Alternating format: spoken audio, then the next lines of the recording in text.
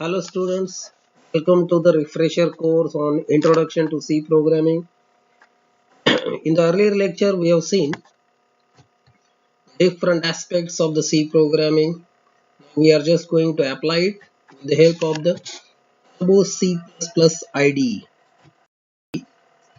Let me take you to the Turbo C++ IDE. This is what the Turbo C++ IDE window.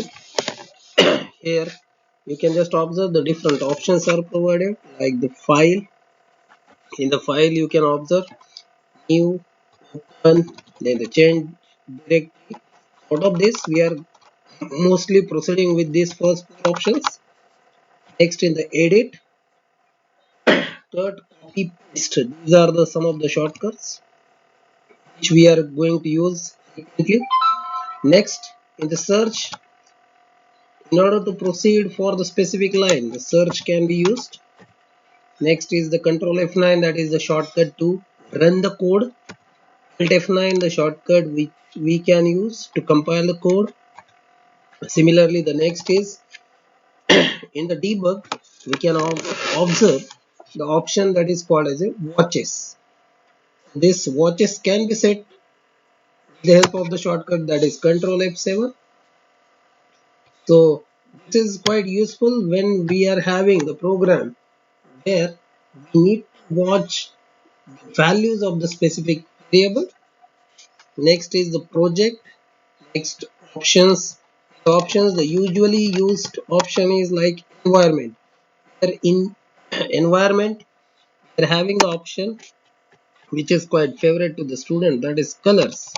So this colors option will set out the different colors, colors, background color, color for the string, color for some of the inbuilt functions. So all this can be set over there. Next is window. So in order to close the active window, Alt F3 is used. To close all the windows, close all is used. Even specific window, like let's say output, watch, or the user screen, if someone want to observe, then he can just click on the window option. Next is the help. The help, where you will get the um, let's say the information related to the specific topic or the index. All this you can get the help option. Let's proceed to the new program. The program which we are going to use implement, let's say the uh, hello world on the screen. So we just want to display it on the screen. Let me just proceed with the new file. I will just type here, let's say the new file, Alt F.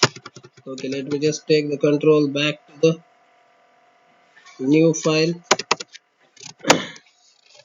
So here I will select randomly one file.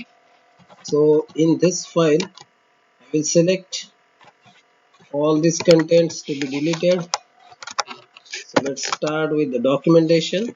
This is what the file which we selected. Let's say, since this is the program to display hello world, I will just type in the comment line, program to display hello world.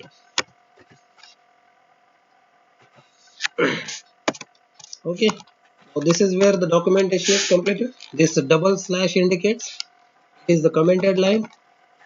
On the next line, we can observe over here that after the inclusion of header files, like let's say stdio.h, this is the header file which we are going to use for the printf and scanf functions.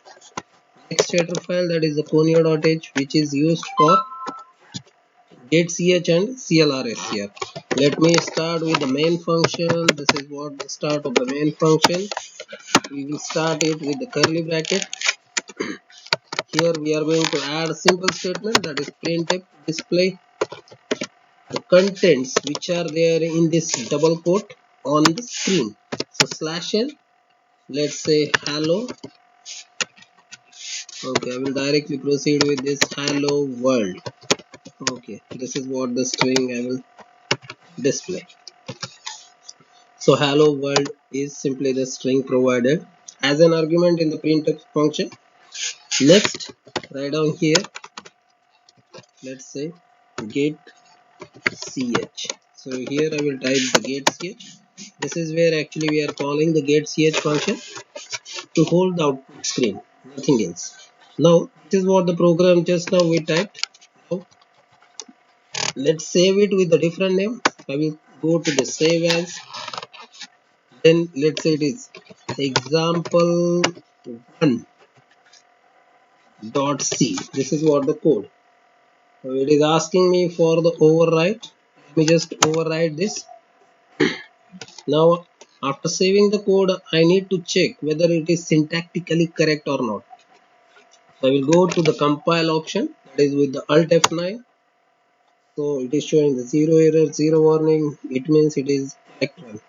So let's run it with control F9, and this is how we will get the output window. The same window, if someone want to observe, he can proceed with the window and he can just check over here at the output. Yes, it is hello world. And this can be directly used for printing purpose. Now let's proceed with here, close, output window will be closed. This is what the code for simply displaying the hello world.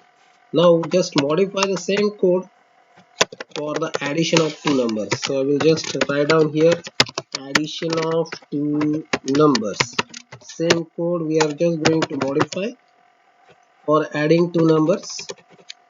This is what the documentation side which we just completed. Now here I will just write down two variable declarations. One is, let's say, a equal to 100, second variable b equal to 200. Okay, this can be specified like let's say number 2. This a, instead of a I will just call it as a number 1. So number 1 and number 2, these two numbers are selected, and here I will call result, one of the variable with the name result. Now once we have done the declaration part, let me just calculate the result. Result equal to number 1 plus number 2. So it will give the addition. So this is where the operation is performed with the help of this assignment operator. Now I will write here addition is, now since it is of integer type, let's write it %d, and it has to be stored to the variable result. So write the result. So this is where the same code we just modified for the addition of integer type of numbers. So I will compile this. It is showing zero error, zero warning. Run it. So this is what it is giving the result. Addition is 300. But here you can just observe the earlier result is also shown, that is hello world, addition is 300. So I will just mention here, after the declaration of the variables, one more function, that is clr cr, which will be called. Now after this function, when we call it after the declaration, it is not going to provide the clear output. So it will just concentrate on the current program and its related output.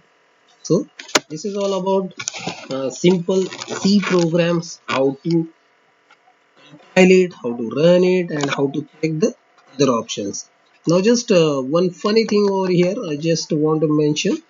Let's say these numbers are, first number is 1 lakh and the second is 100. What is expected result? Zero error, zero warning. So it is giving the negative value. This is happening because the range of the integer crosses the value. What is the value expected for the integer? 32,768. So this value is nothing but the negative one, 2. 32,767. This is what the range. So this is the range for the signed integer. If it is for the unsigned, can be varying from 0 to 65,565 approximately. So if you just add these two numbers, obviously you are getting this number. So this is compiler dependent. So normally it is for the 16-bit. This is how you can just cross check. But here to have the faithful result, we need to change the data type. So integer, instead of integer, I will call it as a float. Now since the result will also be stored in the float kind of variable, so that is why its format specifier has to be changed. So it will be changed. Now let's check the result. Now see, the result is 1,200,000. That is what we expect. So this is how integer and float variables, as well as what exactly the C code and how to compile it, how to run it, all these options we have seen in this particular case. So thank you everyone. Thank you very much.